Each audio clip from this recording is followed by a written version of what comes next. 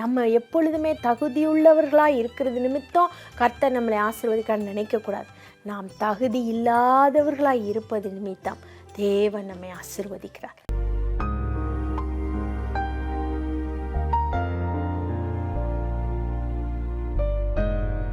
கொலோசியர் 3:15 சொல்லுது, நன்றி அறிதல் உள்ளவர்களாயும் இருங்கள் என்று சொல்லி.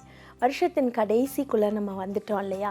அடுத்த வருஷம் என்ன வரப்போகுது, எப்படி வரப்போகுது, என்ன நடக்க போகுது, இப்படிலாம் பல காரியங்கள், பல குவெஸ்டின் மார்க்னு பல க்யூரியாசிட்டியான காரியங்கள் நம்முடைய இருதயத்தில் இருக்கலாம். ஆனால் இன்றைக்கு ஆண்டவர் சொல்கிறார், நன்றி அறிதல் உள்ளவர்களாயிருங்கள். பிரியமானவர்களே, இந்த வருஷத்தின் கடைசி நாளில் நீங்கள் எல்லாரும் செய்ய வேண்டிய ஒரு காரியம் என்ன தெரியுமா?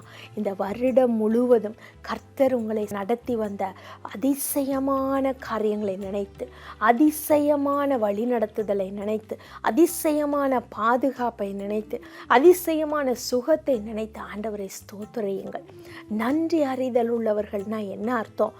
நம்மளுக்கு ஆண்டவர் செய்த நன்மைகளுக்கு ஆண்டவர் நம்மளோடு கூட ஒரு உறவு வைத்திருப்பது நிமித்தமாக, அவர் நமக்காக சிலுவையில் மரித்தது நிமித்தமாக, அவர் நமக்கு ஜீவனை கொடுத்திருக்கிறது நிமித்தமாக, அவர் நம்மை தெரிந்து கொள்ளுகிறது நிமித்தமாக, இதற்கெல்லாம் ஆண்டவருக்கு நன்றி உள்ளவர்களாக இருக்கணும். பிரியமானவர்களே, உலகம் நன்றி இல்லாத ஒரு உலகமாய் மாறிக்கொண்டிருக்கிறது.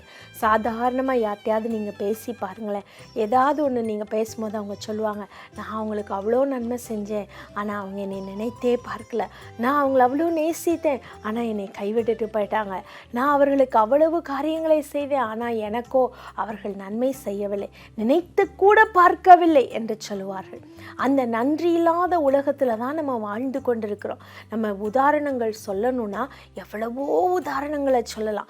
இந்த நன்றி இல்லாதது நிமித்தமாகவே அநேக குடும்பங்களில் பிரிவினைகள் வருகிறது, அநேக பிரச்சனைகள் வருகிறது, அநேக போராட்டங்கள் வருகிறது. ஏன் வாலிப பிள்ளைகள் கூட அல்லது வயோதிபர்கள் கூட இந்த பிரச்சனை நிமித்தம் பாதிக்கப்படுகிறாள். எப்படின்னு கேட்குறீங்களா? ஒருத்தவங்க சொன்னாங்க, நான் எங்களுடைய மாமனார் மாமியாருக்கு நான் எவ்வளவோ நன்மை செய்திருக்கிறேன், அவர்கள் சுகமில்லாத பொழுது நான் கவனித்திருக்கிறேன், அவர்கள் என்னாவது ஒரு பிரச்சனை முடியல அப்படின்னு சொன்னாங்கன்னா உடனே நான் அவர்களுக்கு எல்லா நன்மைகளையும் செய்திருக்கிறேன், அவர்களுக்கு அப்படி செய்த இப்படி செய்தேன். அந்த சகோதரி சொன்னாங்க, ஆனாலும் கூட என்னுடைய மாமியாரும் மாமனாரும் இன்னும் என்னைய ஒரு தகாத ஒரு பெண்ணை போல பார்க்கிறார்கள், ஒரு வேண்டாத ஒரு பெண்ணை போல பார்க்கிறார்கள், என்னை பார்த்து திட்டுகிறார்கள், தகாத வார்த்தைகளினாலே சபிக்கிறார்கள் என்று சொன்னார்கள். அவர்கள் செய்த காரியங்களை அவர்கள் சொல்லும் பொழுது ஆச்சரியமாக இருந்தது. அப்போ ஏன் இப்பயும் உங்கள் மாமனார் மாமியார் இப்படி பண்ணாங்க? அவருடைய கணவரும் சேர்ந்து சொன்னார், என் மனைவி எவ்வளவோ சேவையை செய்தும் கூட என்னுடைய தாய் தகப்பனால் என் மனைவியை அன்பாய் நேசிக்க முடியவில்லை. சரி, அன்பாய் தான் நேசிக்கல, யாராவது ஒரு பிள்ளை இப்படி நன்மை செய்யுமா, அவர்களுக்கு அவர்களை கவனிக்குமா, அந்த எண்ணம் கூட அவர்களுக்கு இல்லை, அவளுக்கு கொஞ்சம் கூட நன்றி இல்லை அப்படின்னு சொன்னாங்க. நீங்கள் சொல்லலாம், இது அவர்களுடைய கடமை, அவர்கள் செய்துதான் ஆக வேண்டும் என்று சொல்லி. ஆமாம், கடமை தான். ஆனாலும் கூட அவருடைய கடமையை நம்மிடத்தில் செய்கிறவர்களுக்கு நாம் நன்றியுள்ளவர்களாக இருக்க வேண்டும். நிச்சயமாய் ஆண்டவர் அதை எதிர்பார்க்கிறார். எத்தனை விஷயங்களில் அப்படி நம்ம நடக்கிறோம் தெரியுமா? தேவையில்லாத காரியங்களில் தலையிட்டு நன்றியை மறந்து போகிறோம். ஒரு நேரம் செய்கிறத அடுத்த நேரம் மறந்து போகிறோம். எல்லாவற்றிற்கு மேலே நம்மை ஆசீர்வதித்து நமக்கு நன்மை செய்த தேவனை மறந்து போகிறோம். We forget God completely. வருஷம் தொடங்கும் பொழுது, ஆண்டவரே என்னை ஆசீர்வதியும், ஆண்டவரே எனக்கு இது வேணும், அது வேணும், அது வேணும், இது வேணும்னு சொல்லி ஆலயத்தில் போய் அழுகிறோம். ஆனால் வருஷம் முடியும் பொழுதோ, நான் என்னென்னமோ கேட்டேன், ஆண்டவர் எங்கே செஞ்சார்? நான் என்னென்னமோ செய்யணும்னு நினச்சேன், ஆனால் ஆண்டவர் எனக்கு ஒன்றுமே உதவலையே. இப்படித்தான் நம்ம பேசுகிறோம். இன்றைக்கி கொஞ்சம் யோசித்து பாருங்கள். இத்தனை நாட்கள் நீங்கள் ஆக்சிடெண்ட் ஆகாமல், சுகத்தோடு, ஆஸ்பத்திரியில் அனுமதிக்கப்படாமல், கேன்சர் போன்ற பொல்லாத நோய்கள் வராமல் நீங்கள் எவ்வளவு சுகமாக இருக்கிறீர்கள் அல்லவா?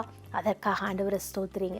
நல்ல சாப்பாடு கிடச்சிது இல்லையா? உங்களுக்கு 3 வேளையும் நல்ல திருப்தியாக சாப்பிட்டீங்கல்ல, உங்களுக்கு காசு இருந்துச்சுல்ல, ஒரு நல்ல வீடு வாடகைக்கு இருந்துச்சுல்ல, உங்களுக்கு எல்லா விதங்களிலேயும் கர்த்தர் ஆசீர்வாதத்தை கொடுத்தாரல்லவா? இப்படியெல்லாம் நீங்கள் ஒவ்வொரு சின்ன சின்ன சின்ன விஷயமா யோசித்து பாருங்கள்.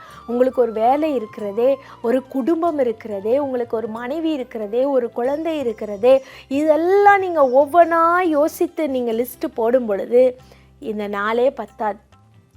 அவ்வளவு அற்புதங்களை, அவ்வளவு நன்மைகளை கர்த்தர் உங்களுக்கு செய்திருக்கிறார்.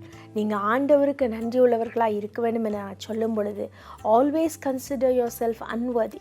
நம்ம எப்பொழுதுமே தகுதியுள்ளவர்களாக இருக்கிறது நிமித்தம் கர்த்தர் நம்மளை ஆசீர்வதிக்கான்னு நினைக்கக்கூடாது.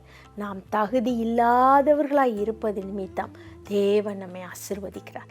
அதை நல்லா நினைத்து பார்த்து ஆண்டவர்கிட்ட சொல்லுங்கள், ஆண்டவரே இன்றைக்கி நான் உமக்கு எல்லா நன்றியும் செலுத்துகிறேன். நான் உம்முடைய பாதப்படியில் வீழ்ந்து எல்லா நன்றியும் நான் செலுத்துகிறேன். அப்பா, அற்புதமாய் நீர் எங்களை ஆசீர்வதிங்கன்னு சொல்லுங்கள். ஏசப்பா, இந்த நேரத்தில் நன்றியோடு உம்முடைய சமூகத்தில் வருகிறோம். விசேஷமாக ஆண்டவரே, இந்த நாள் முழுவதும் நீர் எங்களுக்கு கொடுத்த எல்லா நன்மையான இந்த வருஷம் முழுவதும் நீர் கொடுத்த நன்மையான காரியங்களுக்காக நான் நன்றி செலுத்துகிறேன். அப்பா, நன்றி செலுத்துகிறேன். We give thanks, Lord Jesus. we are filled with gratitude. We can never say thank you enough. வார்த்தைகள் போதாதப்பா, நாங்கள் உமக்கு நன்றி நன்றி நன்றி நன்றி என்று சொல்லிக்கொண்டே தான் இருக்க வேண்டும். அதற்காக ஆண்டவரே, ஒவ்வொரு நாளும் நாங்கள் நன்றியுள்ளவர்களாய் இருக்கும்படியாய், உமக்கு நன்றியுள்ளவர்களாய் இருக்கும்படியாய் நீர் உம்முடைய பிள்ளைகளுக்கு உதவி செய்யும். அப்பா, அவர்கள் கண்ணீரை பாரும். அவர்கள் கண்ணீரோடு உம்முடைய சமூகத்தில் வந்து நன்றி செலுத்தும் பொழுது அவர்கள் நினைப்பதற்கும் வேண்டிக் கொள்வதற்கும் அதிகமாய் அவர்களுக்கு செய்து அவர்களை பலப்படுத்தும். ஆசீர்வதி. இயேசுவின் நாமத்தில் ஜெபிக்கிறோம் நல்ல பிதாவே, ஆமென்.